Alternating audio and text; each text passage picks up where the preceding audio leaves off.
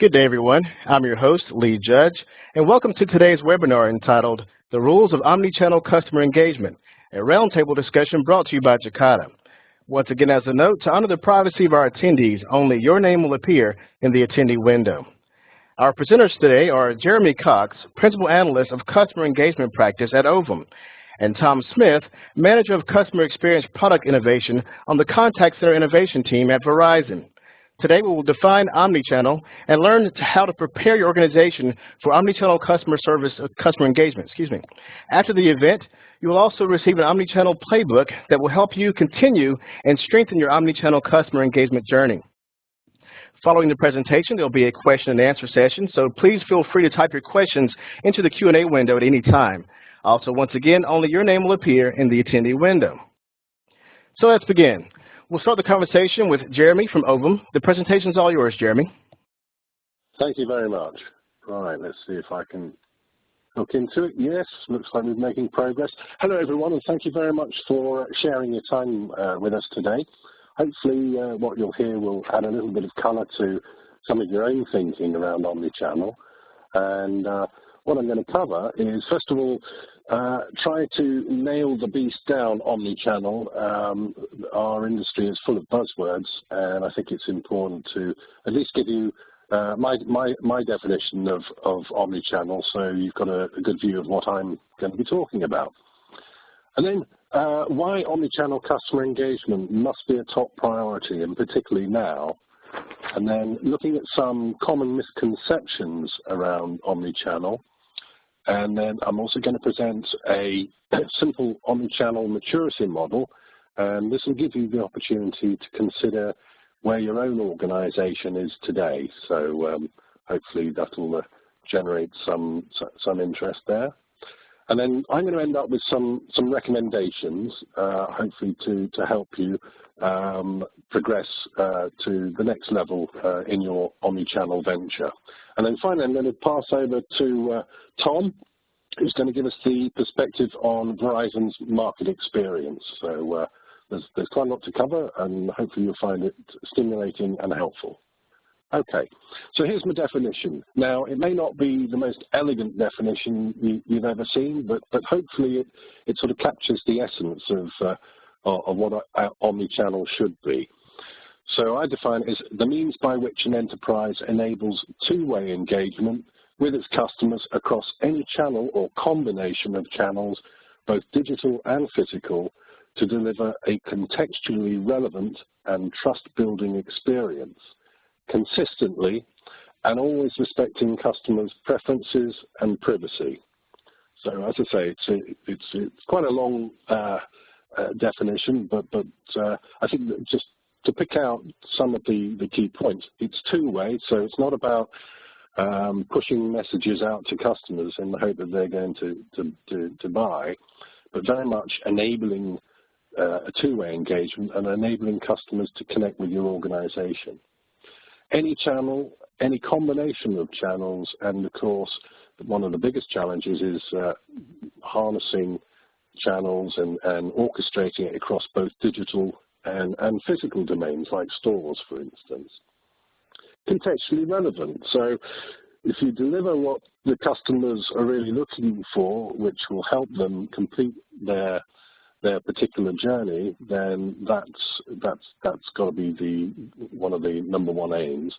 And trust building. So trust is an absolutely critical aspect of any kind of enduring relationship, and this is just as important in the Omnichannel space. And then finally, respecting customers' preferences and privacy. So customers are quite naturally concerned about how data might be used, how it's stored, and of course there have been quite a few stories in the press recently on cyber attacks and exposing potentially customers to theft. So the privacy concerns must also be part of any kind of Omnichannel strategy. All right, so why now? Well, two things really. First of all, the customer is definitely empowered today. They have far greater choice and reach, than ever before. They're often far better informed than perhaps they were in the past. So the power has definitely shifted towards the customer. And there's a second thing that certainly in the PwC CEO survey in 2014 last year, two sort of key concerns that the majority of the CEOs had were, first of all, how do they adapt to changing customer behaviors to stay relevant to customers? But also, what about disruptive competitors, the Ubers of the world, the Amazons of the world, and how might they impact their competitive position? So it's a volatile time and potentially treacherous. And then, of course, the power of marketing has diminished. Customers increasingly looking to friends' recommendations or peer recommendations and reviews before making decisions on who they might shortlist before they make a purchase. So it makes the challenge for marketing that much harder. And then customer expectations are also rising. As we're all consumers, and certainly as a consumer, I want to contact the organization from where I am, not from where they want me to be. I expect relevance. I expect answers to questions that help me get done what I want to get done. My context has to be understood. I want it to be an easy experience. I don't want lots of obstacles in the way. Don't make me repeat myself. So, for instance, if I call into an agent at a call center to ask for help, not being able to find help on the website, perhaps, if they have to pass me on to somebody else, I shouldn't have to repeat myself. And then if an organization makes a mistake, upsets me, or whatever it might be, I expect them to really take ownership of my problem, not just say sorry. So these are challenging times. And then in terms of potential disruptors out there, they're spawning all over the world, and they're growing at a staggeringly fast rate. So no organization can take its continued existence, let alone growth, for granted. And actually this is borne out by Standard & Poor's figures on their top 500 in terms of the average life expectancy of a company. That's dropped dramatically since the 1950s. And in fact, McKinsey have extrapolated that by 2027, over 75% of today's Standard & Poor organizations may well be out of business. And the key to this, of course, is remaining relevant to customers. So clearly these ones will have failed. So it's a time where there's great urgency to try and solve the complex omni-channel challenges. But here are some common misconceptions that I see. Thinking that omni-channel is really just about the front office. It isn't. And I think this quote from Paul Kobe, the CIO of John Lewis, a major retailer in the UK, puts it quite well, saying to succeed in omni-channel, you must have a really good front end, but unless you have re-engineered the back end and are ready to cope with the peaks in traffic, you'll have real issues. There's no point doing one without the other. And if you think about, certainly in the retail market, with Black Friday coming up at the end of the month, the sudden peaks or Christmas shopping, then clearly that's the fulfillment side of it is just as important as the promise. And it's not just retail, this affects every industry. Another one is thinking that it's just about adding on a new channel. But the problem with that approach is that it often leads to channel silos. So unless the customer comes in through one particular channel and that's well designed, chances are that they're going to be frustrated when they're trying to get whatever it is they want done. And then perhaps the worst offense, which fortunately I don't see very often, is using all these advanced technologies that are out there to actually stalk customers. There's nothing worse, is there, than sort of feeling hounded by an organization or bombarded with meaningless or inappropriate emails, for example. But before you grab onto the bright side, the omni-channel side of things, there's some basic things that need to be in place. And still we see quite a lot of organizations which have silos throughout the enterprise. And the simple fact is that customers and silos don't mix. So these need to be addressed.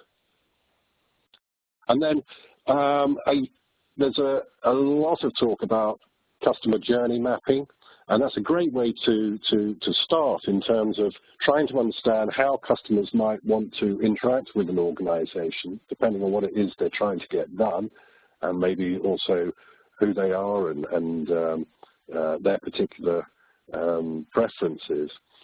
But it's not a static thing. So thinking that developing the journey map and that's it, is simply not sufficient.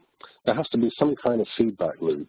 So you might use journey mapping as a starter to create a sort of proxy for how customers might wish to interact with your organization. But then there needs to be some kind of feedback mechanism so that you can constantly refine and improve and adapt as behaviors change. So now let me introduce you to this omni-channel maturity model, and it'd be very interesting to think about where you are along this journey. And let me just explain this chart. The vertical axis is about the quality of the customer experience, from poor to class leading. And the horizontal axis is very much about coherence as an organization. So as we've seen, as Paul Kobe was saying, you know, the back end, the front end, the supply side, all need to be working in sync. So that demands a very high level of coherence as an organization, a considerable amount of collaboration right across the enterprise, not just the front office. Now, I've got here 4 states of evolution, if you like. So the one at the bottom in the lower left corner, departmental, this is an organization which is typically very fragmented, operating in silos. In terms of a customer experience, as I said earlier, customers and silos simply don't mix. It's likely to be very poor. And in terms of coherence as an organization, clearly it's not very coherent. Moving up a level, you've got organizations, we see quite a lot in this position, who what I would call are in that sort of multi-channel phase. So they might have basic integration between systems, but they're probably still very much product-driven as opposed to customer-driven. And that can actually lead to frustration for customers as well. And also they may have a transactional view of the customer. So people talk a lot about, and they have been for ages, talking about the 360-degree view, but often it's little more than transactional. They know the worth of the customer, but they know next to nothing about them and their behaviors and their preferences. So we're talking very much about omnichannel today, and that's the next level up. And typically what we find is, given the level of organizational collaboration that's required, it's almost certain that the CEO is the prime sponsor to really sort of help create the conditions where people can collaborate across the enterprise to deliver the omnichannel customer experience. So this is no longer about, you know, a head of a customer service department or sales or, you know, working in isolation. This is very much about looking at the situation from the customer's perspective and then figuring out how to pull together the various channels of interaction and make them work in a harmonious and orchestrated way. And then the most evolved are those organizations which not only are able to deliver that level of joined-up customer experience, but they're very much on the front foot. They're looking to innovate on a continuous basis. They're trying to create new forms of value for customers. They're possibly even changing their business models. They get it right first time, every time, or as near as possible. And also looking into the future to try and understand, you know, where might things go.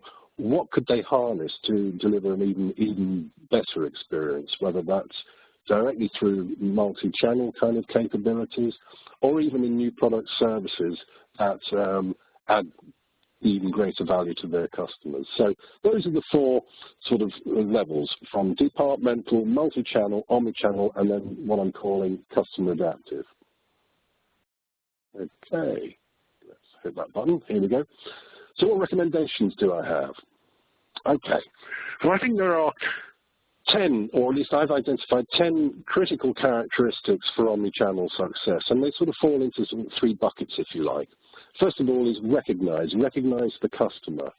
Orchestration, so orchestrating the channels and the experience so that it's seamless and rewarding. And adapting, because this is a continuously evolving environment. So if I take it from the top, one of the hardest things to do, especially in consumer markets, is to actually identify the customer. But you know, technologies are emerging now which help pull together the, if you like, the digital fragments that customers display, so that organizations can actually recognize the customer when they contact them. Making interactions contextually relevant.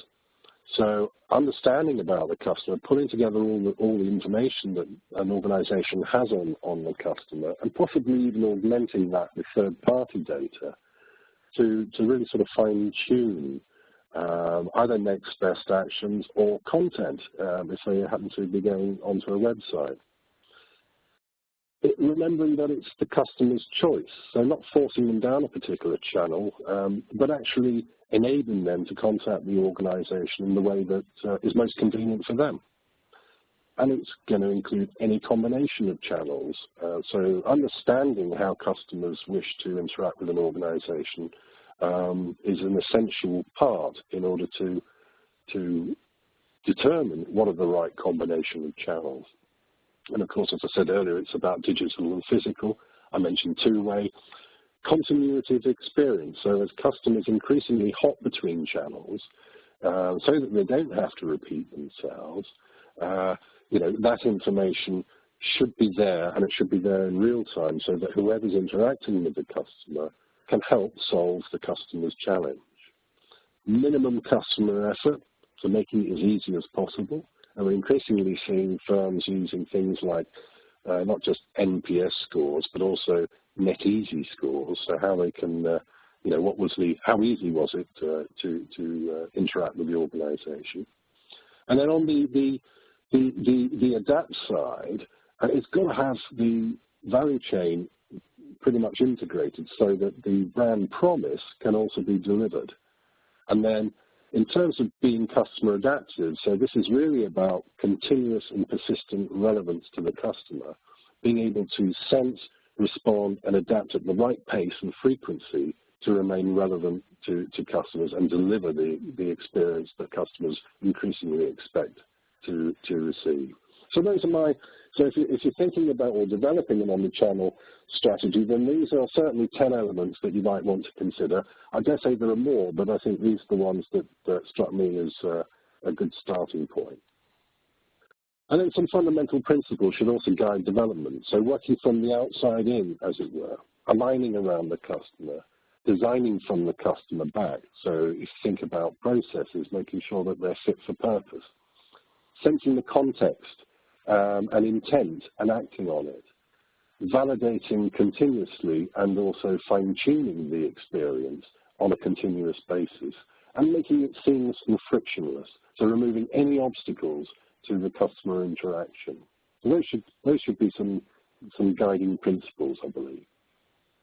And then finally, depending on where you are, because not everyone's starting from the same position, if you're one of the unfortunate organizations that is still very fragmented and siloed, then take a step back, determine your longer-term vision, and I would say aim to achieve that third level, that omni-channel level.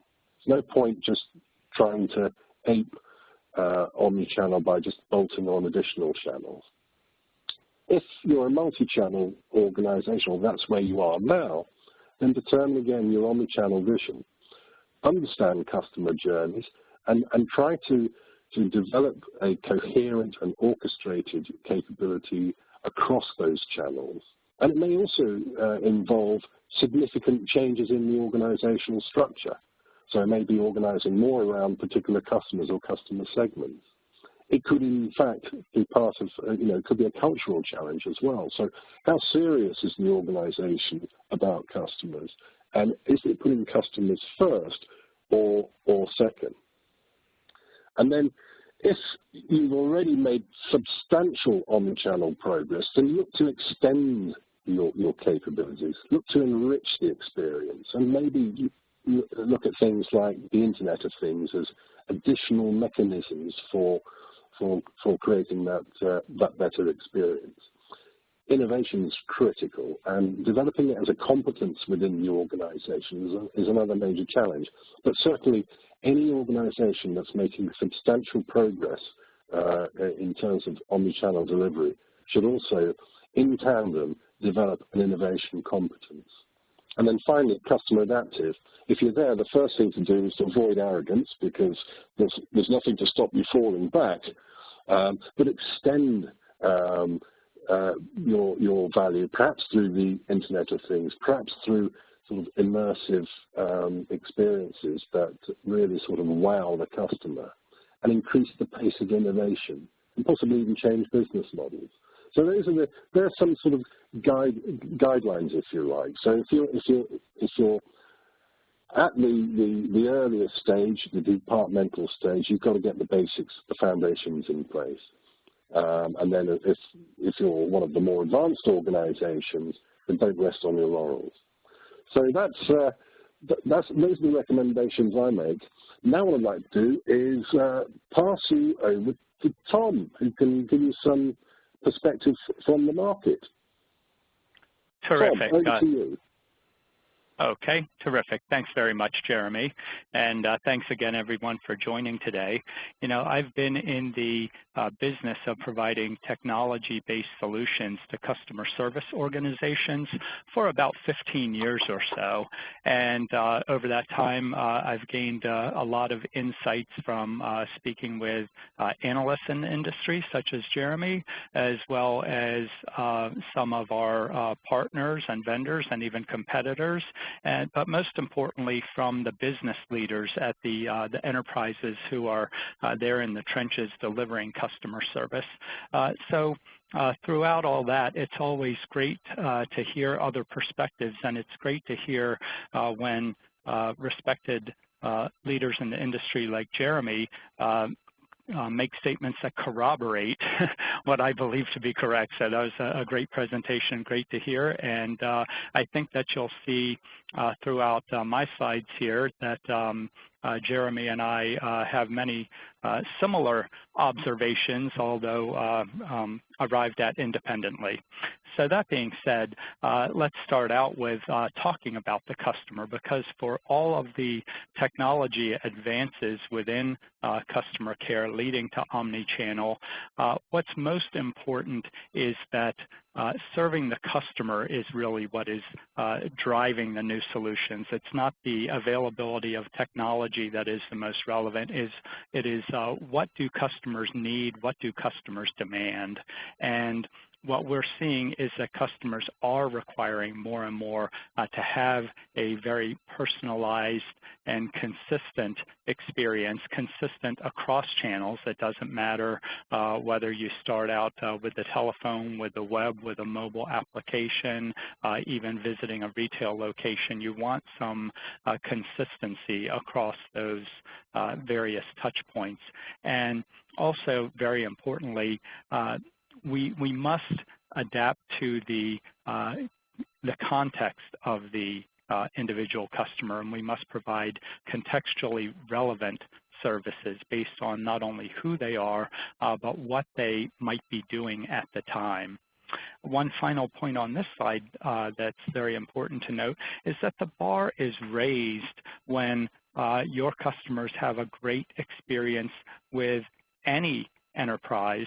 So they may be dealing with someone in a completely different industry, but if a consumer has a great experience with a retailer, then they grow to require and expect a similar level of service if they're dealing with a bank or an airline or a rental car company or anyone else even in a different industry. Now, what we're also seeing, customers more and more are using different channels. If you look back just a few years, then the telephone was really the dominant channel for customer care. And at that time, there was no web chat, no smartphone apps or social media, and only a modest use of email. And that has obviously changed significantly over the past decade, where today digital interactions are accounting for more than 1/3 of all interactions and likely to overtake the voice channel within the next 2 years. Not only are customers using more channels to interact, but more and more frequently, they are switching between channels during what the consumer sees as a single transaction or interaction. And it's imperative that we also view that as a similar interaction. If you have siloed services, then you can't really view separate touch points as a combined interaction. So once again, we go back to let's serve customers the way they expect to be served. Very often, customers do start out in the web before they and attempt either to collect information or some type of self-service before they call into a contact center. And beyond just the web and the contact center channels, looking across all channels, over 60% or about 60% of all customer interactions do involve multiple channels today. So this isn't some hypothetical situation. This is where we are now, and it's only going to continue. Now, I'm hearing these types of stories not only from the industry analysts and not only from our own customers here at Verizon, but then also looking at our contact centers, which in addition to serving enterprises, also serve consumers. So all told, across our consumer, enterprise, and wireless businesses, for everything from telephony service to fiber optic TV to high-speed internet to enterprise solutions, we operate almost 200 contact centers ourselves with more than 60,000 agents. So we not only are providing technology-based solutions to enterprises, but we live these challenges ourselves. And so, we are also working to deploy services such as omni-channel solutions within our own contact centers. And all this experience has really led us to evolve our product portfolio over the years. We started out in the 1990s really supporting customers through call centers. And we don't use the term call center very often anymore, but at the time, everything really was focused on telephony. It was toll-free calls and network IVRs and ACDs. By the early 2000s, this was evolving, and we were seeing multimedia services. We were seeing a lot more adoption of cloud-based services. At the time, we used terms such as network-based or hosted before the term cloud really came into vogue. But that's really when we started to see those types of services. And then over the past few years, it has really evolved to where multi-channel services are not good enough. It's important not only to support customers through multiple channels, but we're also offering services that enable the continuity across channels, that enable personalized services that might be tailored more towards mobile customers, and we'll talk more about that, and that are really based on providing proactive service that not only provide a better experience for the customer, but also can improve contact center efficiencies. So all of these trends have really led up to the focus on the omni-channel experience.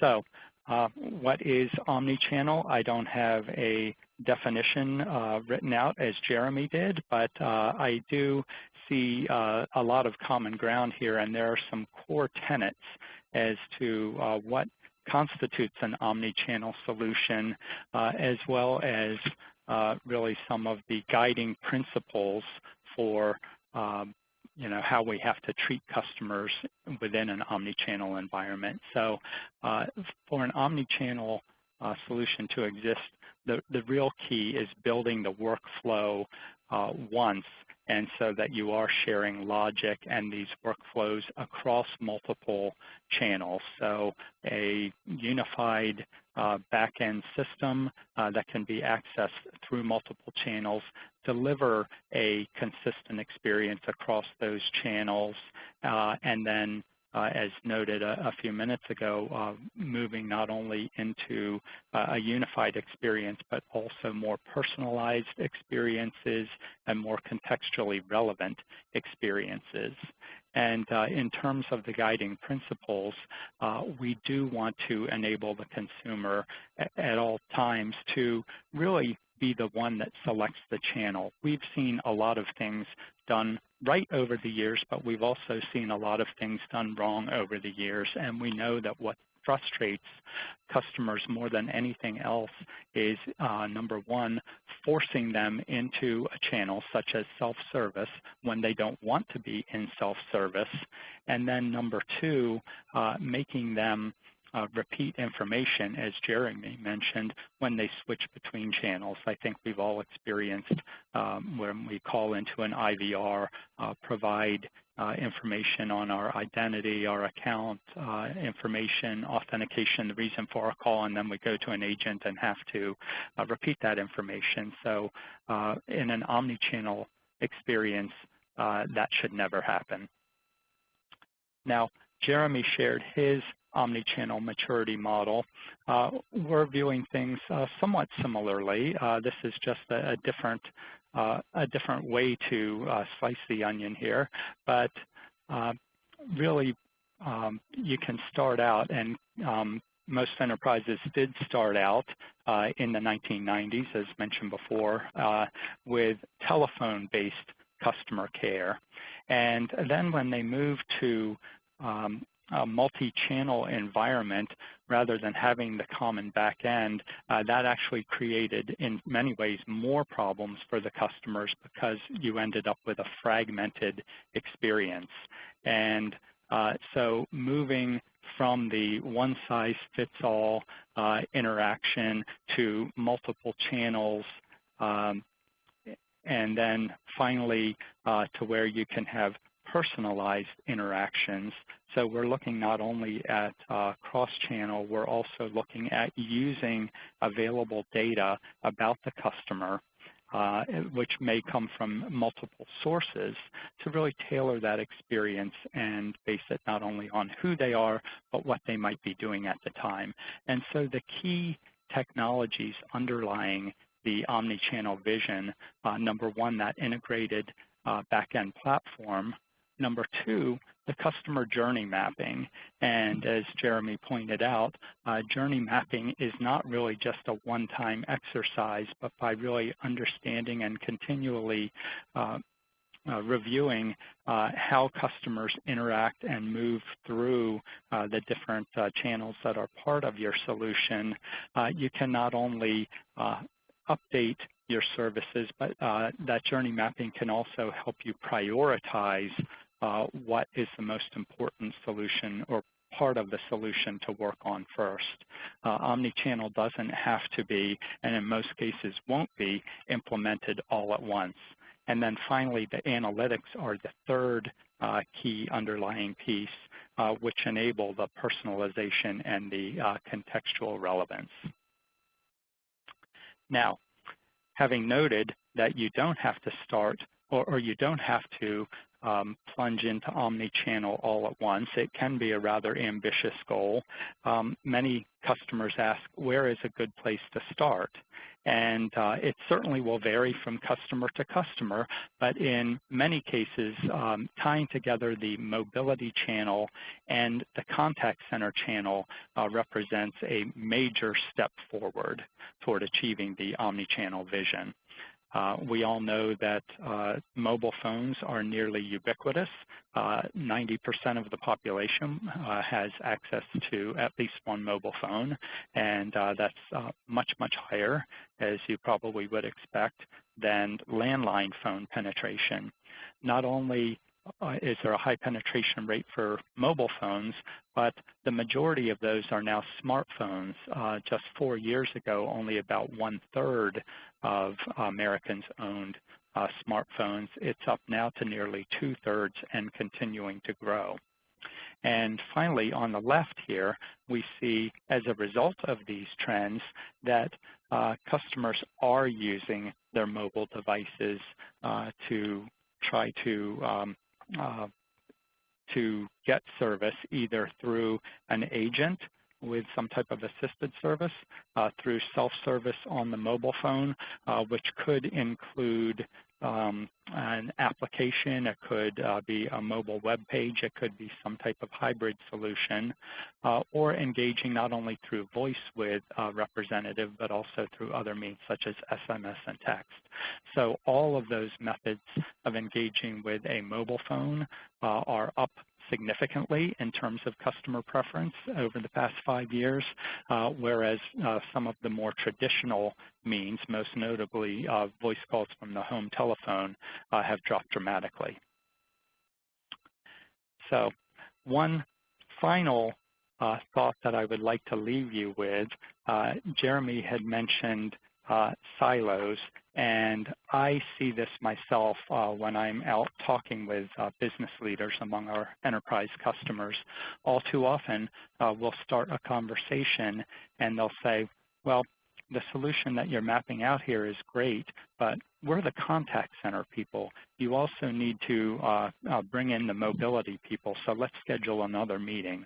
Or they might say, you know, not only do we have a digital channels group, but we have multiple organizations that are developing their own mobile apps. If that is what your organization looks like, you really should think about the best way to structure the organization around the customer needs rather than your own view or your own technology. A customer-focused view would start and many times with a customer experience executive who oversees the various channels, the contact center, the digital channels, and perhaps other means of interacting. So in many cases, the primary obstacle to implementing an omni-channel solution is not the technology itself, but it's the organizational structure.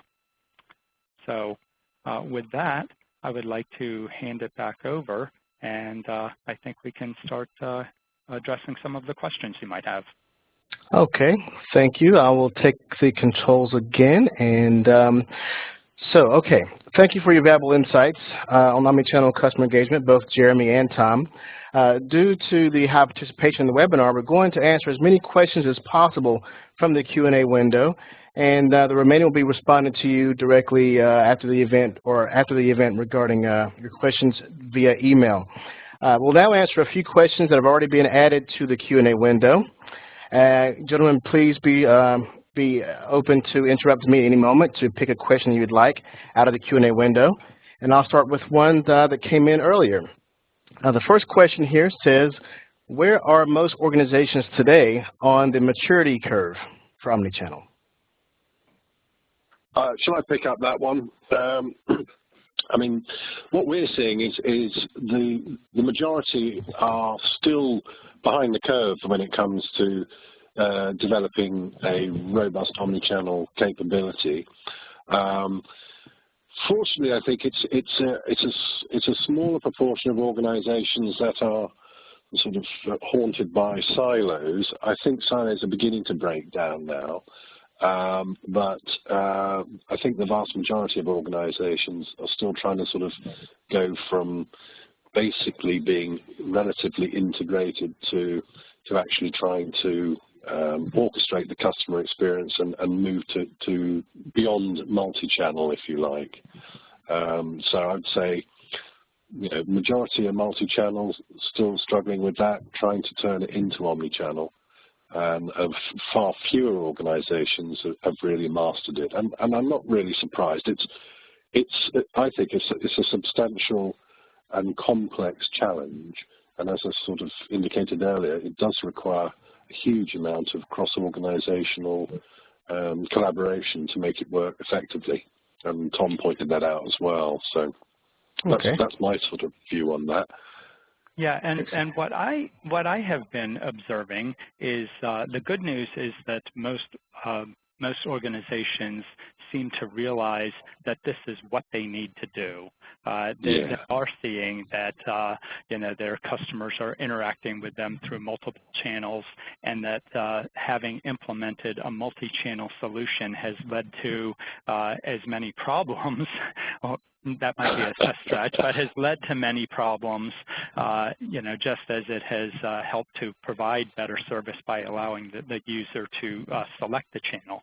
So that's the good news. They do realize that they really need to focus on providing that single customer journey across multiple channels, but realizing it, while an important first step, is a long way from getting it done. So I think that we'll see a lot of implementations. I've seen a handful of enterprises that are really starting to implement a true omni-channel solution. Very few are all the way there yet, and I think over the next year we'll see a lot more.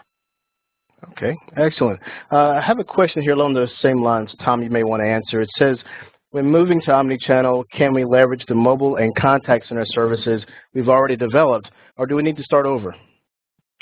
Yeah, that's a great question. And in most cases, organizations will be able to leverage what they already have in place. It would certainly be discouraging and a big hit on ROI to have to throw away solutions that have already been developed. So if you're offering a bad customer experience today, you know, it might make sense to scrap some of what you've done and start over. But if you have a good experience that just isn't meeting the objective of the seamless experience, you probably have something really good to start with. And so the key then is implementing the, you know, tying together everything on the back end with common customer touchpoint database and tying together data that you might have in various sources today to really make better use of some of the data analytics tools that are available to drive a more personalized and contextually relevant experience. Okay, excellent. This next question, I think you both touched on a bit. The attendee asked, the words multi-channel and omni-channel are often used interchangeably. Is there an industry standard use of these, and what is the difference between them? Good point. I don't know about you, Tom, but I don't think there are any industry standards or accepted definitions. I think it's still, you know, relatively new concept, and that's why I think it's so important to whatever you call it. I've also heard cross-channel used, and so whatever you happen to call it, as long as you define it, and that when you're trying to to create this environment for much better customer engagement, that everyone has the same understanding. I mean, I saw the same thing with CRM, which sort of started off with grandiose.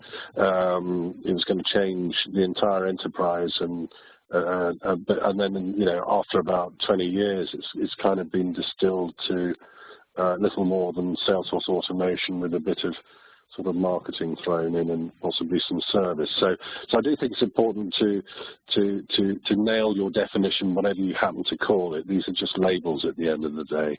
But to my mind, what the difference between the two is I see multi-channel as being, as kind of the name suggests, lots of channels, but not necessarily joined up.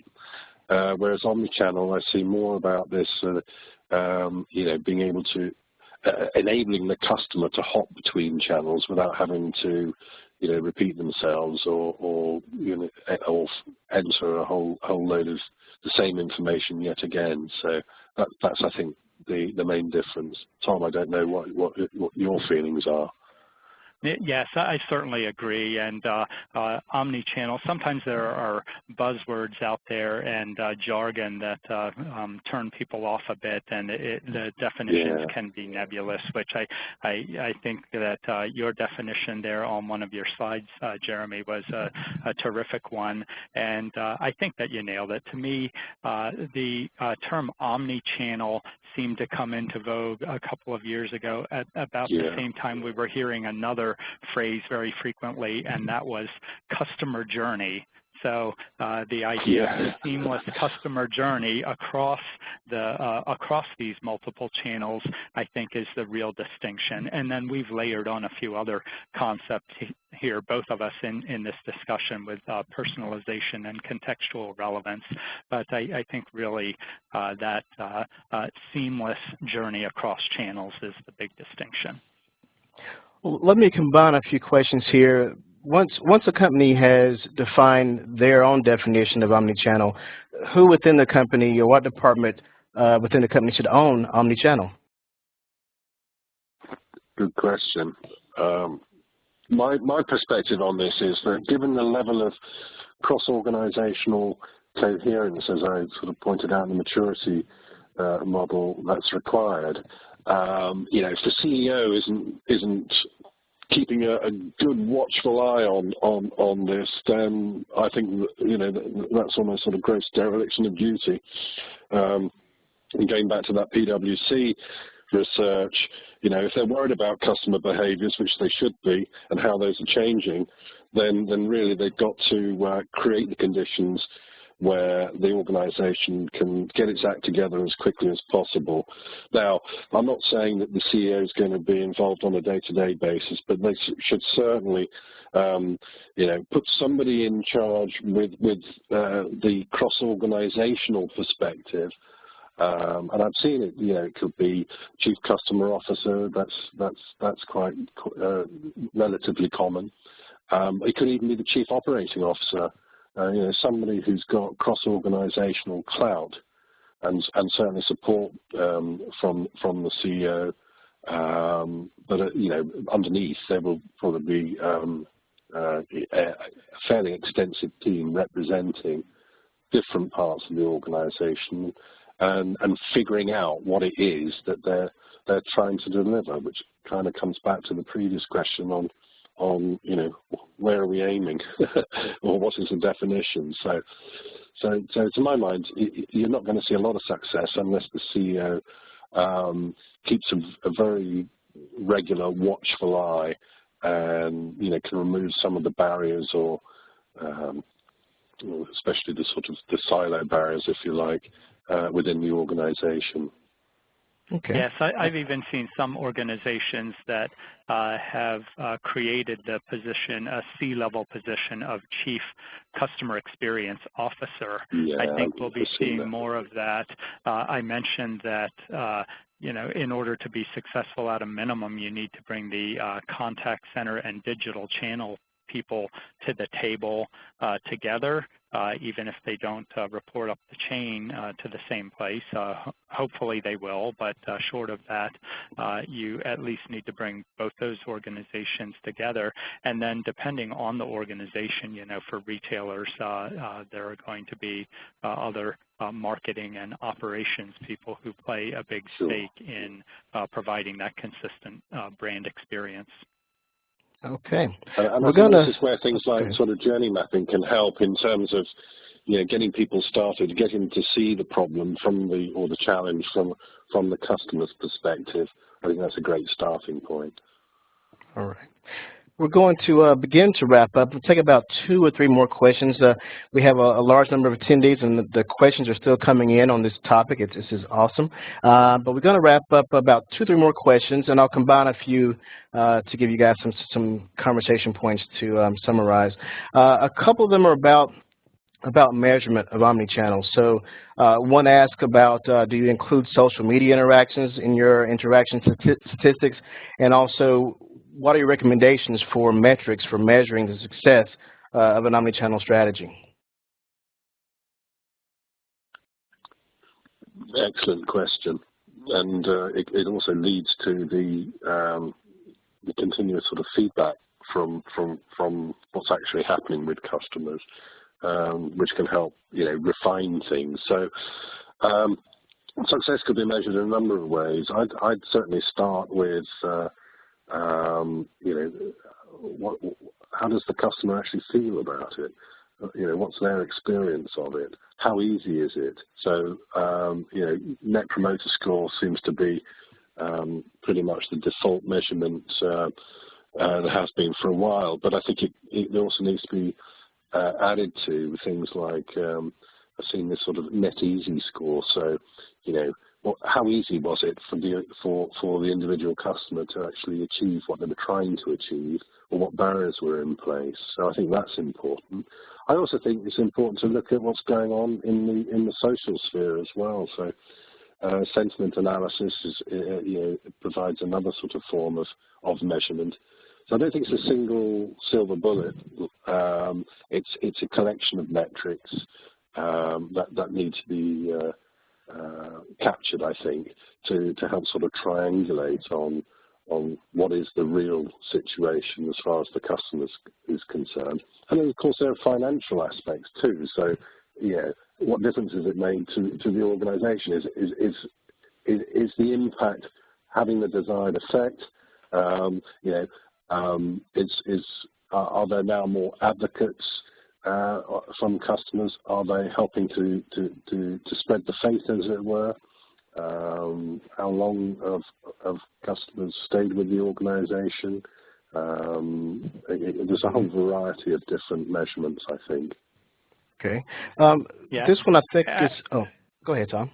I'm sorry, I was just going to chime in. I certainly agree, and I think that Net Promoter Score is a good one that really kind of captures customer response in a way that some of the more traditional metrics don't. And I've seen, as well as I was thinking of customer churn, and I think Jeremy mentioned customer retention, but that's certainly one as well.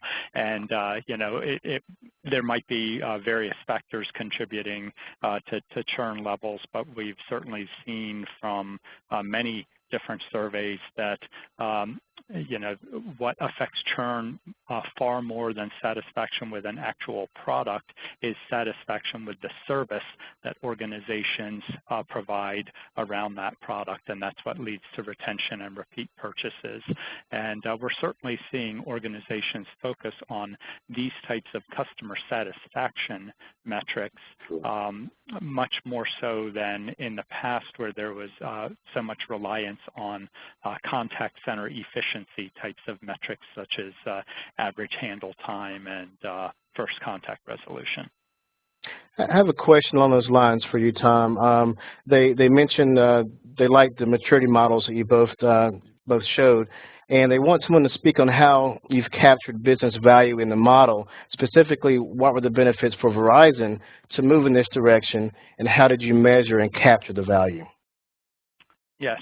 So Verizon within our own contact centers has provided service across multiple channels for several years, and so we recognized that there was some frustration among customers who might start out in the digital channels, either on the web or within one of our apps, and then call into the contact center and ask why we didn't already understand what their problem was. And so we started to implement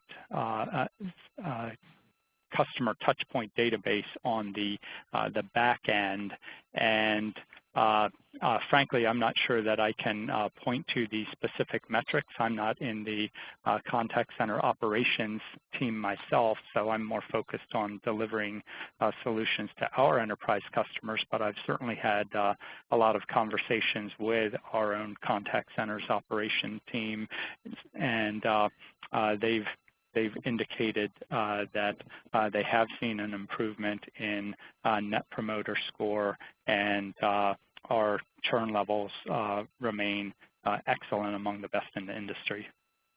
All right, very good. Well, one last question that I'm sure is a magic question to all of this, and the question is, how do companies justify the cost of implementing omnichannel solutions? Okay. I'll start out with that one, and Jeremy, please feel free to chime in.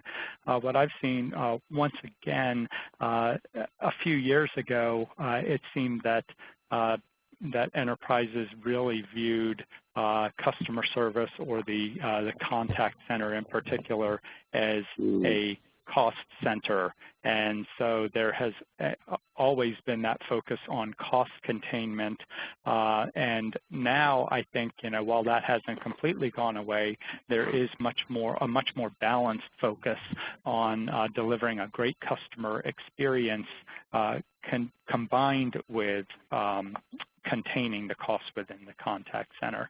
So you can start out by justifying an omni-channel investment just based on some of the hard numbers, some of the more traditional metrics, such as a reduction in average handle time. As you have agent-assisted calls, and the agent is able to see who the caller is, what they might have been doing in another channel before they reached out to the contact center, that enables the agent to handle the calls much more efficiently. So just from the hard cost savings along those lines, that provides some pretty good justification in many cases. However, as we discussed a few minutes ago and earlier in the presentations, a lot of the benefit is not so much just the cost containment, it is the improvement in customer satisfaction, which leads to customer loyalty, reduced churn, reduced costs for having to acquire new customers to replace the ones you lost, and improved revenue. Those are a bit harder to pinpoint in the business case, but those are very real benefits that I think a lot of organizations are recognizing. All right, excellent. I'd agree with you, Tom. And I think the other thing I would say is, if you go back to that slide about the average lifetime of an organization, it's getting pretty scary. And I think to some extent it's almost the wrong way of looking at it. I think first of all, it's about survival. I don't think organizations in a few years that aren't able to offer what customers expect will stay in business very long. So to some extent, I think you need first of all, you need to recognize the challenge and how critical it is, and then of course, as you develop your omni-channel capabilities, then yes, measure them and monitor them, and understand how things are working or where they're not working, and what the financial impact is, but also what the impact is on the customer. Because at the end of the day, if the customer's not happy, they will go elsewhere. So that would be my sort of view. All right. Well, thank you for your enlightening information, gentlemen, on the rules of omni-channel customer engagement. We're going to wrap up our webinar now. Thanks again to Jeremy Cox, Principal Analyst at Ovum, and Tom Smith, Manager of Customer Experience at Verizon. If there are any questions that we were unable to answer today during today's session, we will respond directly to them after the event. We hope you have gained valuable insight into omni-channel customer engagement and how easily you can utilize it to enhance your organization's customer service. A replay of the event will be available soon on Jacada.com, along with a download link to the presentation. In addition, you'll also receive an email with a download link for the Omni-channel Playbook, a document that will help you continue into your omni-channel engagement journey. Once again, thank you for attending today. Please join us again and come visit us at Jacada.com and have a wonderful day.